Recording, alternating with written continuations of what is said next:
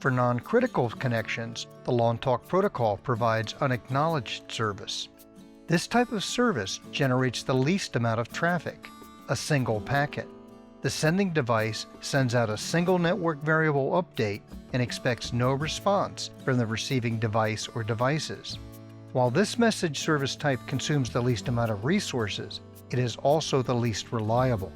The unacknowledged service should only be used when an application is not sensitive to the loss of a message. An example of this would be non-critical climate control.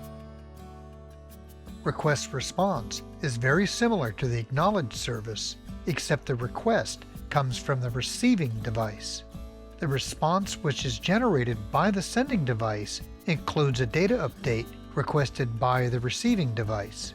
Request response transactions are frequently used during installation and configuration and for simple monitoring or polling. The Long Talk protocol includes authentication, a special service that adds security by enabling the receiver of an authenticated message to verify the identity of the sender. Authentication can prevent unauthorized access to devices and their applications.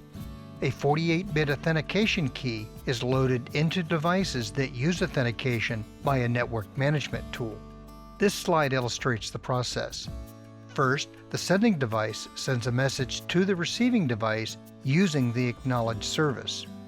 The receiving device generates a 48-bit random number and returns it as a challenge packet. Both devices then use an encryption algorithm built into the processor firmware to compute a transformation on the number using the authentication key and the message data. The sending device returns its computed transformation to the receiving device. If the two numbers match, the identity of the sender is verified and the receiving device can perform the requested action and send its acknowledgement. If the two numbers do not match, the action is not performed and an error is logged. This completes the LongWorks Message Services module of the LongWorks Control Technology e-training course.